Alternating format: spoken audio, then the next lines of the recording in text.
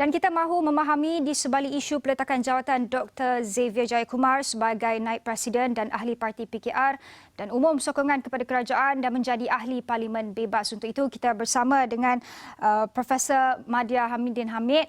Prof, selamat tengah hari, Prof. Selamat tengah hari, Zoni.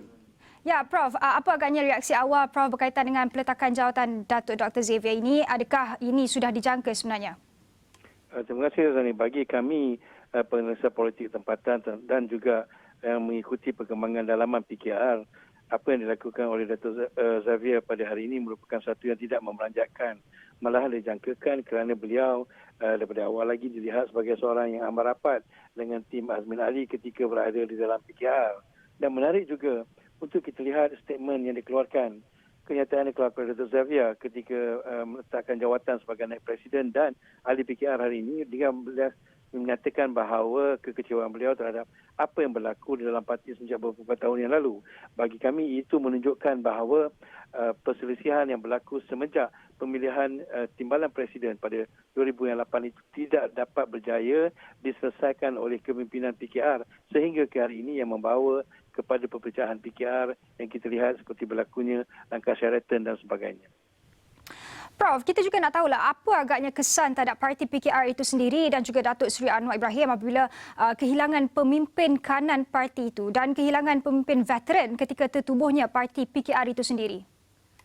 Sudah tentu, Zoni, ya. Jika kita lihat Datuk Xavier merupakan salah seorang Naib Presiden yang dipilih oleh pemilihan agung PKR pada 2018. Itu menunjukkan bahawa beliau mempunyai sokongan yang kuat di seluruh negara. Dan beliau bukan merupakan seorang yang dilantik, tapi seorang Naib Presiden yang dipilih dan seperti yang dinyatakan beliau telah bersama dengan PKR semenjak daripada penubuhan PKR lagi pada tahun 1998. Oleh itu saya merasakan bahawa PKR terutamanya PKR di Selangor, di kawasan Kolangan akan berdepan dengan sedikit masalah dalam konteks itu. Tetapi yang lebih besar yang harus dipikirkan oleh Anwar Ibrahim sebagai pemimpin PKR ialah sejauh mana apa yang dilakukan oleh Xavier ini akan memberi kesan kepada kedudukan PKR dalam konteks politik nasional dan bagaimana kedudukan PKR dalam konteks sebagai peneraju. Mereka menganggap PKR selalu menganggap mereka sebagai peneraju kepada PH dengan kekurangan jumlah ahli parlimen dan juga keretakan yang dilihat semakin menjadi dalam PKR. Bagaimana Anwar Ibrahim nak menyelesaikan masalah ini untuk memastikan bahawa PKR bukan saja relevan tapi boleh menjadi sebuah parti utama menjelang pilihan raya umum yang akan datang. Ya, Prof, bergerak sebagai Ahli Parlimen Bebas dan juga menyokong kerajaan. Sejauh mana kita dapat lihat sokongan ini? Adakah ia akan sehingga habis pandemik ataupun sokongan ini akan berterusan sehingga terbubarnya parlimen nanti? Saya melihat apa yang dilakukan oleh Xavier ini lebih menunjukkan satu pelan jangka sederhana dan panjang bagi beliau.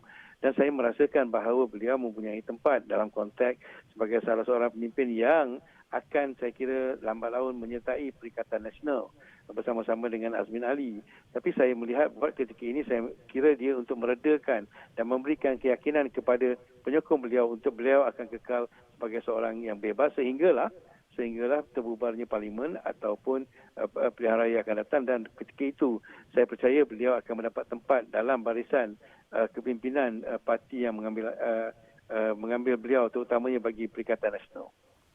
Dan menyentuh perkara itu, adakah kita boleh jangka bahawa Datuk Dr. Xavier ini akan menyertai bekas-bekas pemimpin PKR yang lain seperti yang Prof katakan tadi, Datuk Seri Azmin Ali dan mungkin Zuraida Kamarudin dengan menyertainya bersatu? Saya menjangkakan itu yang akan berlaku dalam konteks ini kerana kalau kita lihat platform itu telah disediakan oleh Bersatu apabila Bersatu mengubah perlembagaan dan boleh membolehkan orang bukan Melayu menyertai Bersatu. Jadi saya kira ini merupakan satu platform terbaik untuk mereka bukan Melayu yang selama ini berada dalam PKR untuk menyertai dan bersama-sama dengan Bersatu. Maknanya pintu telah dibuka untuk mereka, laluan itu dibuka kepada mereka. Jadi saya merasakan apa yang penting bagi Tan Sri Muhyiddin ketika ini, ia merupakan satu kemenangan moral dalam konteks jangka masa singkat di mana kelebihan kerusi di parlimen akan memberi kelebihan kepada kerajaan Perikatan Nasional dan pada masa yang sama juga saya kira dia serampang dua mata di mana ia melemahkan PKR sebagai sebuah parti untuk menjelang pilihan raya akan datang dan pada sama lagi mengukuhkan kepimpinan pemimpin-pemimpin yang berkaliber yang dilihat boleh mempunyai nama yang boleh menarik perhatian pengundi di tempat seperti Dato' Xavier di Selangor, dan ini akan memberikan kelebihan kepada Perikatan Nasional. Prof, persoalan seterusnya ini menjadi perbualan hangat di semua platform, di mana adakah kita boleh katakan bahawa ketika ini urusan pancing-memancing ataupun lobby-melobi antara parti-parti politik itu sedang berlaku di arena politik tanah air? Seperti yang saya katakan sebelum ini, kalau kita lihat dan berbual dengan awal ini, saya mengatakan pada peringkat awal apabila darurat dilakukan, saya mengatakan bahawa ketika ini kita melihat tempoh 6 bulan atau 7 bulan ini akan memberikan kelebihan kepada mana-mana parti yang mampu untuk menarik minat, horse trading, bertukar dan juga membeli members of parliament untuk mengukuhkan kedudukan masing-masing. Jadi kalau kita lihat dalam tempoh baru sebulan yang lalu ini, kita melihat beberapa pergerakan berlaku, baik dalam parti ataupun intraparti ataupun interparti.